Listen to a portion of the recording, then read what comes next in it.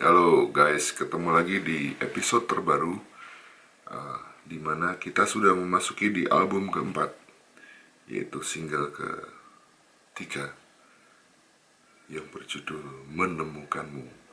Mungkin kalian sudah tahu lagunya, dan sebelum saya lanjut, subscribe dulu, tombolnya diklik dan nyalain juga loncengnya biar semangat.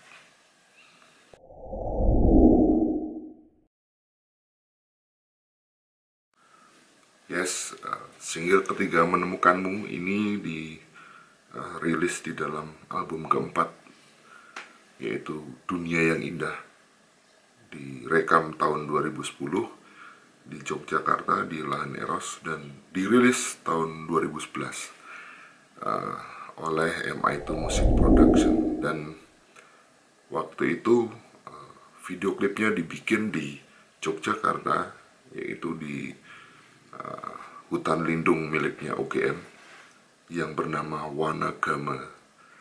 Di situ dengan Mas Director yang dibuat oleh Mas Aditya, itu salah satu director asli Jogja yang berangkat dari nol, besar, tinggal di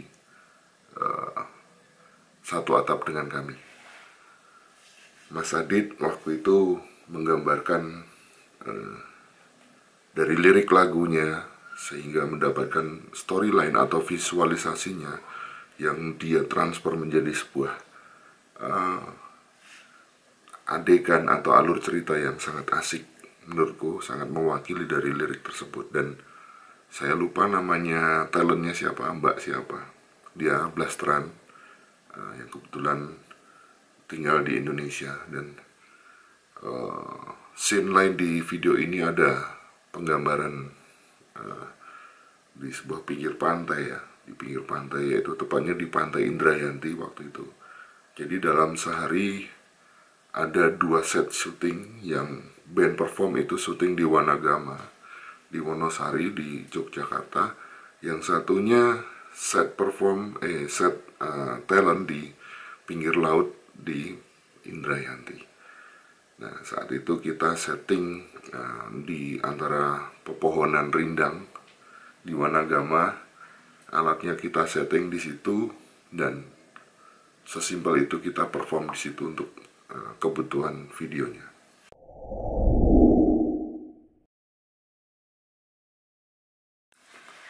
Setelah rilis, tanpa diduga lagu ini sangat dahsyat banget, booming, dan pada kenyataannya mampu mengalahi single-single yang lainnya atau sebelum-sebelumnya, karena waktu itu kita berpatokan dari viewer YouTube dan iTunes dan yang lain-lain, ya. Pada waktu itu langsung melonjak, dan request di radio juga sangat bagus. Di panggung apalagi Everybody Singing. Perjalanan dari single ini sangat mulus sekali, sangat lancar sekali.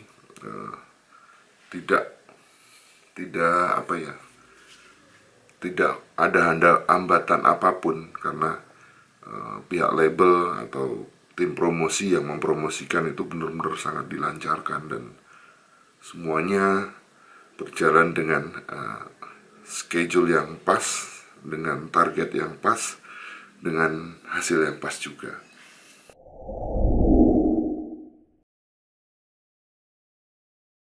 Sampai detik ini mungkin kalian bisa ngecek, karena waktu itu saya cek terakhir, sekarang viewernya sampai 40 juta viewers, yaitu yang diunggah pertama kali di MI2 Music Production di YouTube channelnya. Tetapi waktu itu juga Mas Adit di YouTube channelnya Aditya Oscar kalau nggak salah, dia juga ngupload. Terus yang ketiga Mahakarya, akhirnya yang terakhir Mahakarya juga ngupload. Nah, di ketiga channel ini jumlah viewernya sangat fantastis, dan di masing-masing channel ini saya melihat viewernya tidak sedikit ya, sangat banyak banget. Apalagi yang mungkin yang paling banyak yang di channelnya Mas Adit itu hingga 40. Terakhir beberapa waktu yang lalu, udah agak lama itu 40 juta. Nggak tahu sekarang berapa, coba cek aja di YouTube nanti, searching Menemukanmu official musik video, nanti keluar di situ. Dan kalian bisa menemukan video officialnya tentunya, dan lihat viewernya, juga komen-komennya. Dan terlebih lagi lagu ini setelah booming di cover oleh banyak orang. Kalian juga bisa menemukan itu di YouTube. Tinggal searching aja, ketik Menemukanmu 17 cover. Nanti akan keluar semuanya, siapa aja yang mengcover itu. Dari cover profesional pemain band, atau pas di saat di perpanggungan, bahkan sampai pengamen. Dan juga tak sedikit anak-anak kecil juga menyanyikan banyak banget. Coba cek deh.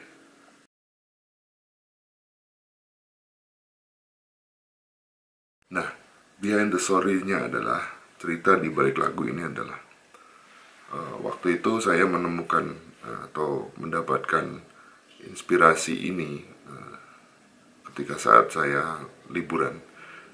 Saya pulang ke Sukabumi dengan istri saya, dan di kolam belakang rumah.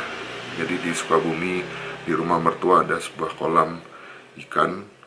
Saya duduk di situ dan memainkan gitar bolong. Nah, gitarnya masih ada nih. Nih. Iya. Masih utuh gitarnya ya. Gitar ini saya beli waktu itu hanya seharga 500.000 di sebuah toko olahraga di Sukabumi, di daerah Kapitol Sukabumi, di mana di sana dia majang-majang barang-barang ya, yang bukan yang branded luar ya, alat-alat musik yang lokalan. Dan waktu itu saya menanyakan ke encinya yang jual, ada nggak gitar stok lama yang ya mungkin Yamaha atau apa. Dan akhirnya encinya bilang bahwa, wah ada satu lagi kalau nggak salah di gudang. Coba saya lihat, nggak lama kemudian encinya membawa gitar ini, Yamaha ya, ori ya, bawa gitar ini, dan ditawarinlah ke saya bahwa, ini mas tinggal satu stok ini aja. Terus saya nanya, harganya berapa Ci? Ya udah, ini dijual 500.000 aja karena barangnya udah lama nggak laku-laku, mungkin daya belinya di sini hanya yang 100 ribuan, sementara ini saya jual dengan 500.000, jadi nggak laku-laku katanya. Akhirnya setelah saya ngecek barangnya masih mulus semuanya, dan saya memastikan bahwa ini bukan gitar Yamaha cloning ya, ini Yamaha asli. Dan akhirnya saya beli dengan uang 500.000 itu pada tahun, berarti sekitar era 2009 akhir atau 2010 awal. Jadi jauh sebelum rekaman album keempat. Akhirnya saya beli dan saya bawa pulang, dan malamnya baru saya menulis lagu Menemukanmu itu dengan gitar ini tentunya. Langsung inspirasi itu datang di saat itu saya terduduk dan menikmati suasana belakang rumah dengan gemercik air kolam. Inspirasi itu datang dan aku mulai menulisnya, berkisah tentang apa yang aku rasakan sekarang. Bisa punya keluarga di Sukabumi, tinggal bisa bermain di sini, dan mempunyai cita-cita yang sudah dikabulkan, salah satunya memiliki istri gitu. Dan itu yang saya tulis. Akhirnya saya rangkai kata demi kata sesuai dengan apa yang saya rasakan atau apa yang saya alami. Tidak dibuat-buat, jujur lugas saya tulis, dan hasilnya lirik Menemukanmu beres beserta dengan kunci atau chord lagunya.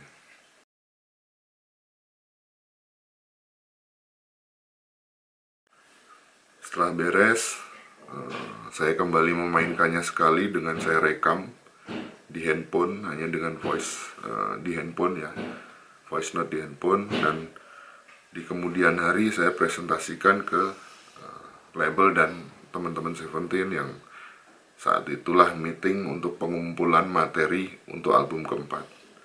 Saya puterin dan saya sempat memainkan di meeting itu, dan lagu ini masuk beserta beberapa lagu saya yang lain seperti Yang Telah Merelakanmu, Tanpa Pesan Terakhir, terus Dunia Yang Indah, terus Menemukanmu, terus apa lagi ya, lupa harus melihat listnya. Pokoknya beserta lagu saya yang lain, hampir sekitar 8 lagu saya ajukan dan masuk.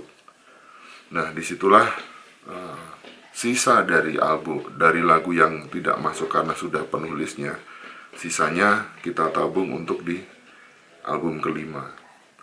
Nah, seperti itu kronologisnya, dan tanpa berpikir pusing ketika rekaman dan setelah ada hasilnya, saya sangat merasakan banget bahwa atmosfer dari lagu ini benar-benar sangat mengena sekali. Dalam arti di luar dari prediksi saya bahwa lagu ini hasilnya akhirnya menjadi simple, easy listening, dan mudah diingat. Intinya mudah diingat, enak, nggak terlalu rumit lagunya gitu.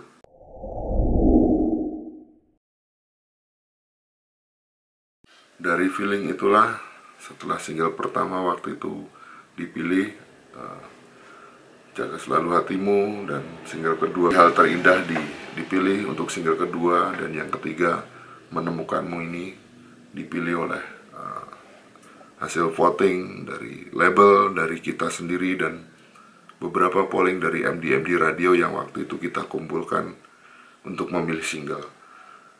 Mereka memilih single ketiga ini adalah Menemukanmu.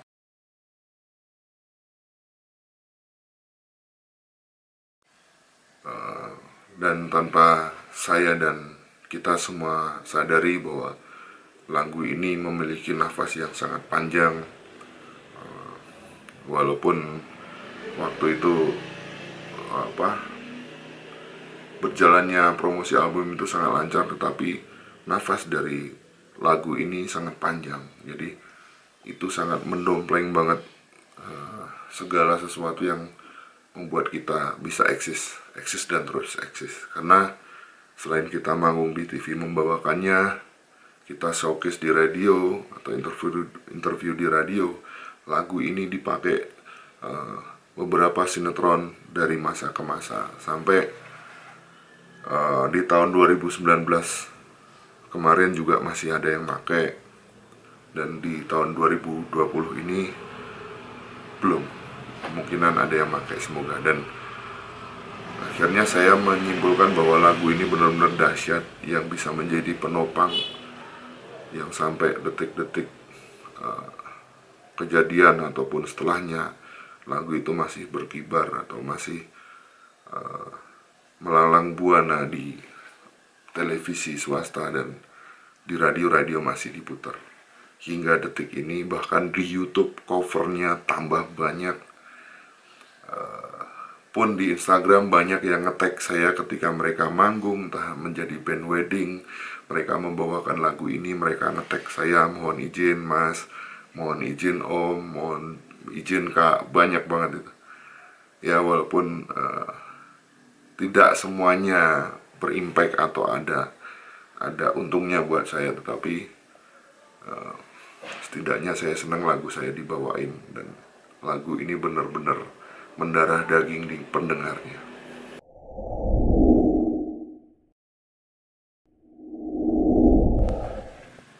Di sekitar tahun 2017 atau kalau nggak 16, waktu itu saya sempat berpikiran untuk lagu ini di-recycle untuk penyanyi yang baru, misalnya penyanyi solo cewek atau cowok.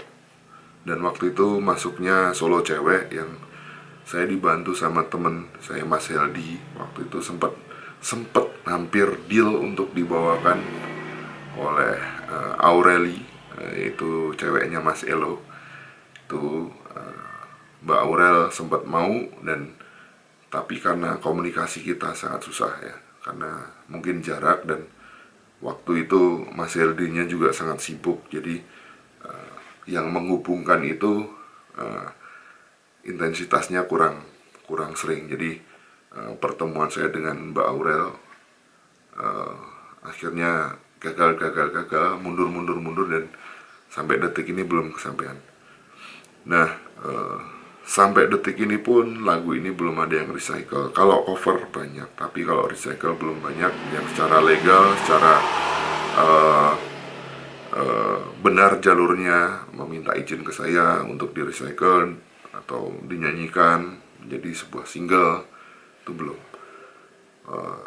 Tetapi saya yakin lagu ini akan selalu dikenang kepada para kawan Seventeen dan pendengar.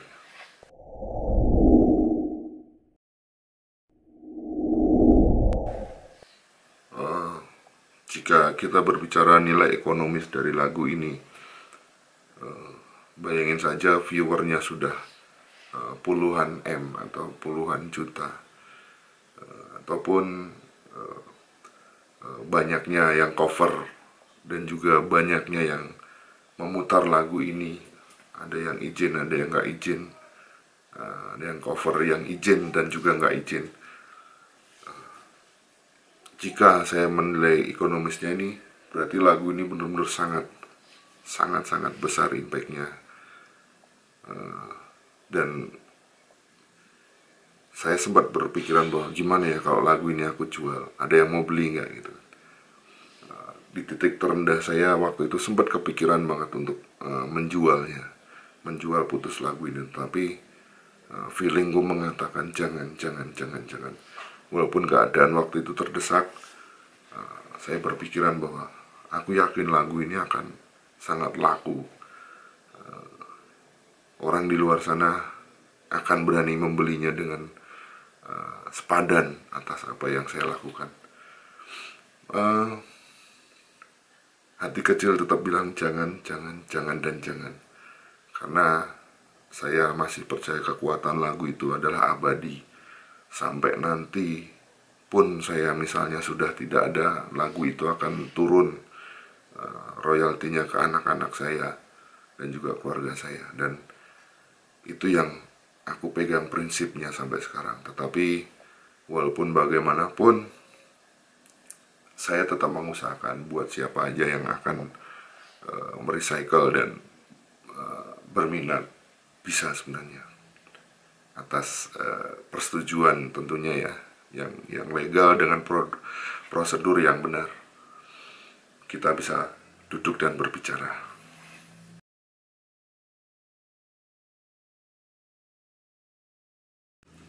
Dan setelah saya total dari keseluruhan di album 1, 2, 3, 4, mungkin sampai setelah saya nggak ada ya di album 5 atau 6, crowd ataupun traffic penjualan ataupun crowdnya, saya yakin menemukanmu ini adalah terbanyak.